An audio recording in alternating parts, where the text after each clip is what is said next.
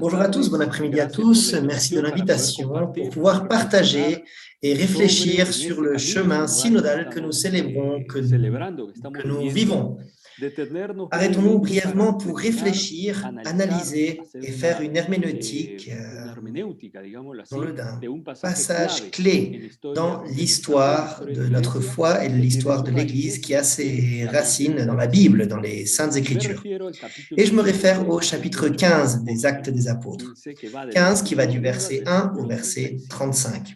Je vais faire un petit résumé du document que vous aurez sûrement entre les mains, où je divise la présentation en 3 parties. Donc déjà, en entrant dans l'analyse exégétique en elle-même, en raison de la présentation, présentée dans le contexte, le texte et le prétexte. C'est-à-dire quelle était la motivation pour écrire cette partie, comme vous le savez bien de l'histoire que Luc nous raconte dans les Actes des Apôtres. Le titre de ceci, dans ce moment herméneutique, je l'appelle la synodalité comme le résultat d'un conflit, et donc ici dans le premier point. Parce que dans le chapitre 15 des Actes des Apôtres, commence par un conflit et, disons-le d'une manière ou d'une autre, il se termine par un conflit. Paul et Barnabé qui sont à Antiochia, ils ont cette difficulté avec les chrétiens, avec les personnes chrétiennes qui ont une certaine manière de penser. Et ils feront toute l'expérience synodale à Jérusalem, mais un fait intéressant, si nous allons à la fin du chapitre 15, Paul et Barnabé auront des différences et chacun va suivre un chemin différent vers l'évangélisation. Ce que je veux souligner à ce stade, c'est que nous invitons à lire Acte 15 avec les yeux de la réalité. Quand nous lisons la parole de Dieu avec les yeux de foi, elle nous conduit à la réalité. Et quand nous lisons avec la réalité, elle nous conduit à la foi. D'accord? Donc, ce n'est pas que le synode ou le concile, comme généralement appelé, mais nous pouvons aussi l'appeler le synode de Jérusalem. Termine avec une histoire, avec une fin joyeuse, comme les films que nous connaissons, les histoires que nous connaissons avec une très belle fin. Non, c'est une période difficile pour l'Église de Jérusalem et d'Antiochia, pour les premières communautés chrétiennes. Comme aujourd'hui, c'est encore une période difficile. Cependant, l'exercice synodal que font les apôtres et toute la communauté est un prototype, c'est un paradigme pour nous. Donc, c'est le contexte, la période difficile. Passons au deuxième moment, le plus long de ma présentation, pour analyser quelques points clés du texte, du fait des Actes des Apôtres. Comme je l'ai dit, nous sommes à Antiochia, qui n'est pas évangélisée. Paul arrive dans une situation compliquée, mais aussi avec des lumières d'espoir. Et c'est un beau moment, c'est un moment agréable. Et ils viennent avec certains frères et descendent depuis Jérusalem pour partager une réflexion, une pensée qui veut s'imposer d'une manière ou d'une autre.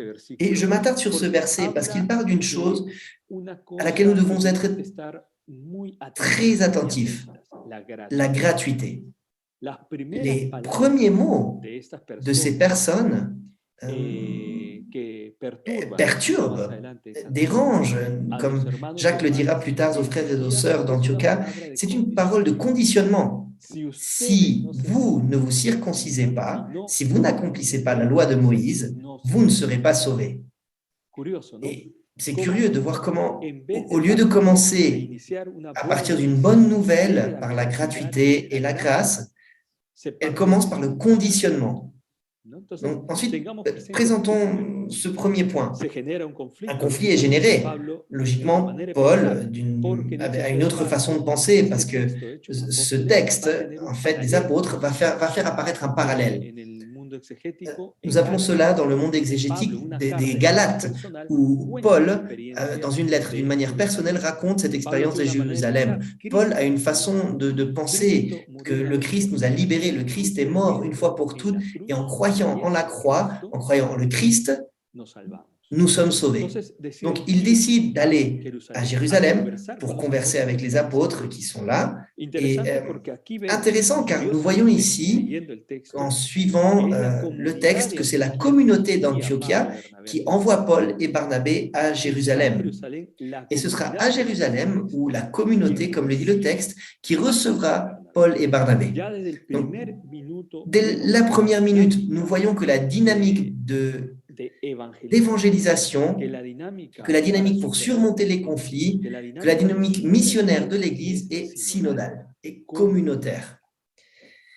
Et ici, donc déjà à Jérusalem, se divise cette partie de la narration des actes des apôtres, comme je le dis moi, en 3 instants. Ainsi, je veux le distribuer. Le discours de Pierre, le discours de Jacques et la lettre apostolique, comme nous l'appelons. Pourquoi je les sépare ainsi? Parce que c'est intéressant, quand vous aurez un peu plus de temps, quand vous pourrez lire le document, faire une comparaison entre le discours de Pierre et le discours de Jacques. Je ne parle pas de mots contradictoires. Ce sont des mots qui cherchent un consensus et de par là l'attitude. Le discours de Pierre fait partie de l'expérience. Il évoque l'Esprit Saint. C'est une partie de l'expérience qu'il a vécue et qui est racontée au chapitre 10 des Actes des Apôtres dans la maison de Corneille. La conversion que la famille traversera. Et c'est ce que raconte Pierre, l'expérience de la foi. Il la raconte à partir de son expérience de vie. Dans le verset que j'aime beaucoup, le verset 12, qui met également en évidence quelque chose de très typique du processus synodal. Toute la communauté est silencieuse. Elles intériorisent les paroles de Pierre. Et après, suite à cet écho intérieur, on nous raconte le discours de Jacques. Que fait Jacques? Une partie des Écritures, Pierre part de l'expérience de vie et Jacques part depuis l'expérience des Écritures. Et à quelles Écritures Jacques se tourne-t-il? À celle du prophète Amos. Comme c'est beau de voir ça. Quand la communauté veut discerner, quand la communauté cherche un consensus pour parvenir à une solution, à un conflit éclairé par l'Esprit, le chef de l'Église à Jérusalem se tourne vers les prophètes. Et ce ne sont pas des simples paroles que Jacques évoque du prophète Amos. Il évoque des mots forts où le prophète lui-même dit qu'il va reconstruire la maison de David. Ce que nous voulons, c'est que la discussion qui a lieu, le sujet dont il discute, c'est une question clé pour certains auteurs qui étudient cette partie plus en profondeur. En fait, les apôtres nous disent qu'il s'agit d'une discussion fondamentale. Nous jouons ici l'identité de l'Église et l'identité missionnaire de l'Église. J'explique brièvement. Si nous décidons de ne pas le faire, si la communauté décide d'appliquer la loi de Moïse, l'Église va prendre un certain cours. Et un certain cours, donc cette communauté décide, éclairée par le Saint-Esprit, qu'il n'est pas nécessaire d'être circoncis pour suivre la voie de Jésus. Pour certains, bien sûr, ils mettront certaines indications, surtout sur le domaine de la nourriture et des rites typiques du contexte de l'époque. Mais la chose importante et cruciale ici, c'est que la foi en Jésus-Christ surmonte d'une manière ou d'une autre la condition que la loi de Moïse met en place. Et c'est fondamental pour l'Église parce que jusqu'à aujourd'hui, nous la vivons, n'est-ce pas? L'ouverture, le dynamisme missionnaire de l'Église, il ne s'agit pas de convaincre ou d'imposer. Nous avons eu des moments difficiles dans l'histoire de l'Église à cet égard. Il s'agit d'ouvrir la porte, le dialogue, et dans le dialogue, trouver la vérité. Et le synode de Jérusalem est paradigmatique en ce sens. Et c'est ainsi, donc Jacques termine le discours, et immédiatement, 3 verbes apparaissent à partir du verset 22, que j'aime les regrouper, parce que je crois qu'ici, nous pouvons noter d'une manière plus radicale et plus profonde l'action de l'Esprit. Nous avons décidé, nous avons choisi et nous avons envoyé. Et cette dynamique est très intéressante des 3 verbes. La communauté, les apôtres et la communauté ont fait le choix. On fait le choix. Le choix d'envoyer certains frères pour les envoyer à Antioche. Il ne s'agit pas seulement de résoudre un problème et de passer à un autre. Non, nous devons invoquer tout le monde pour en tirer profit. Et c'est drôle parce que plus tard, ce qui se passe, ce sera très bien. Non, c'est la deuxième dimension que je veux souligner lorsque nous analysons le texte. Qu'est-ce qui motive Jacques, à Paul, à Pierre et à la communauté de Jérusalem d'aborder cette situation à Antioche? Et le texte le dit très bien. Nous avons entendu dire que certains frères, cela les dérange. Et le texte le dit, cela a bouleversé leur âme. Donc, comme c'est intéressant lorsque nous prenons des décisions à partir de l'empathie, à partir du sentiment avec l'autre. Lorsque nous nous engageons dans la vie affective des autres, les voies de la solution s'ouvrent. Nous nous sentons depuis Jérusalem inquiets pour les souffrances que vous traversez. Et c'est pour cela que nous faisons tout cela. C'est pourquoi que nous recherchons cette lumière de vérité. Une lumière que nous découvrons en marchant ensemble pour surmonter votre douleur, pour surmonter les troubles de l'âme. C'est intéressant. Aujourd'hui, je ne pense pas que nous prêtions beaucoup d'attention à cette dimension. Quand l'âme est bouleversée, quand il y a un grand chagrin, il y a quelque chose que nous, en tant qu'Église, nous pouvons faire. Et donc, les apôtres décident d'écrire cette lettre et de l'envoyer avec ces deux messagers à ceux que le texte des apôtres va appeler des prophètes. Rappelez-vous que Pierre, dans son discours, Jacques, dans son discours, se réfère au prophète Amos. Et dans les Actes, quand ces envoyés arrivent, donc Judas et Silas, avec Paul et Barnabé à Antiochia, on les appelle des prophètes. Depuis une communauté à une autre communauté, de frères à frères. Donc, nous vivons cette dynamique prophétique. Et que feront-ils à Antiochia? Ils parleront et partageront cette dimension. Nous allons donc clôturer ce deuxième moment. Comme vous pouvez le voir, quelques coups de pinceau de certains versets clés qui dynamisent dans le document que je vous ai envoyé. J'ai fait un petit schéma où l'on voit comment le texte, comme dans le texte, le narrateur rend un schéma assez pratique pour pouvoir le faire et le mémoriser. Nous pouvons donc mémoriser et l'avoir comme un paradigme. Et enfin, je termine avec cette troisième dimension de l'exposition, qui est le prétexte. Le prétexte peut avoir une connotation négative, mais le contexte dans lequel le texte est écrit et le prétexte nous dit pourquoi il est écrit. Et ici, nous trouvons le fil conducteur de cette partie des Actes des Apôtres. Et le fil conducteur est la direction du Saint-Esprit. Et pourquoi est-ce que je le dis? Parce que dans les Actes 15, l'Esprit est nommé à deux instants, au début et à la fin. Et ce n'est pas un hasard. Il apparaît en premier dans le discours de Pierre, quand il dit catégoriquement que le Saint-Esprit descend sur tout ce que Dieu veut. C'est curieux. Plus tard, dans les Romains, Paul l'assumera à 100%. Il y a une affiliation forte de l'Esprit Saint. Cela va au-delà des pratiques religieuses qu'ils peuvent avoir. C'est au début du discours de Pierre. Et cela va être un agent de quelques mots qui dynamise la solution. Et là où il apparaît en second, au verset 28, presque à la fin de la lettre envoyée par Jacques et la communauté de Jérusalem, dans un des versets les plus célèbres, non? Nous avons décidé l'Esprit Saint et nous-mêmes. L'Esprit Saint avec nous. C'est-à-dire cet écho qui est l'Esprit qui descend sur tous, illumine la décision qui va être une décision pour tous. Nous avons décidé dans l'Esprit Saint, avec l'Esprit Saint, envoyer et annoncer la bonne nouvelle. C'est pourquoi nous disons que l'Esprit guide tout processus synodal.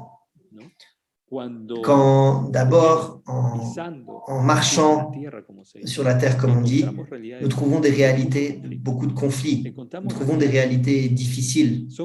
Ce sont dans ces réalités-là que nous trouvons l'esprit. Et pendant que nous encourageons à avoir cette attitude d'empathie, afin de reconnaître avec les yeux ouverts ce qui fait souffrir l'autre personne, nous ouvrons précisément la lumière et la possibilité de trouver l'esprit qui guide le chemin. Et ainsi, cette lettre se termine, Actes des Apôtres, cette partie du chapitre 15, avec cette confirmation de la communauté d'Antiochia et comment la communauté confirme que les mots qui sont utilisés sont des mots qui s'utilisent avec joie et qui sont beaux. C'est intéressant qu'une confirmation de l'esprit soit une confirmation que le processus que nous faisons vient de Dieu. C'est la joie du peuple de Dieu. C'est la joie de la communauté et la jouissance de la communauté. Je pense aussi que c'est un critère pour nos décisions. Si quelque chose, donc si nous marchons, que nous sommes d'accord et ne génère pas de joie, et ne génère pas d'enthousiasme, la vérité, je pense que donc, il faut le réviser, il faut le ramener à la prière. Et finalement, comme un petit exercice, je vous dis que nous revenons à une situation conflictuelle. Même si elle est résolue, et cela va marquer l'histoire de l'Église. Il n'est pas nécessaire de suivre la loi de Moïse pour croire en Jésus-Christ, pour être sauvé. Non, parce que le Christ nous enseigne que c'est la grâce qui sauve l'être humain. Et que la grâce, que par mes actions, en action de grâce, me permettent d'agir bien dans une communauté, dans une société, en recherchant le bien commun comme gratitude, pas comme obligation. C'est ainsi que l'Église est appliquée et se construit. Mais, comme je vous l'ai dit, Paul et Barnabé s'occuperont à nouveau d'un conflit.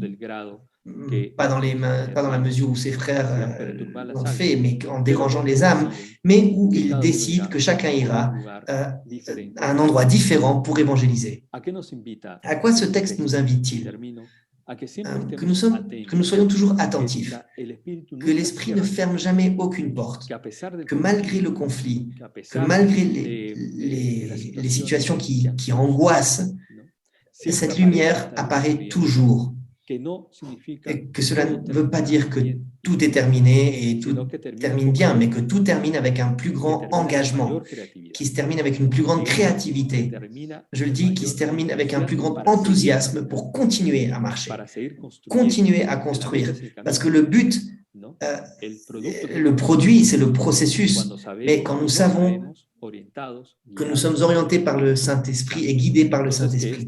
Donc que ce texte fait des apôtres en ce court et bref temps partagé avec vous puisse continuer à nous encourager et à construire de manière à ce que nous trouvions les chemins, les outils, les structures qui peuvent nous aider à tous à construire cette Église et, comme le dit le prophète Amos, à reconstruire la maison de Dieu.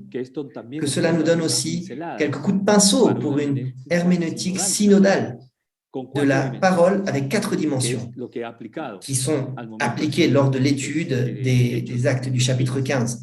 Une dimension historique, une dimension prophétique, une dimension pastorale et une dimension affective. Se sentir avec l'autre. Et puissions-nous appliquer ces 4 dimensions dans l'analyse du texte et ainsi découvrir la présence de l'Esprit qui guide chaque pas de l'Église. Donc, puissions-nous continuer dans ce cours, puissions-nous l'achever, être remplis de lumière, parce que nous sommes tous les protagonistes de ce chemin synodal. Bénédiction.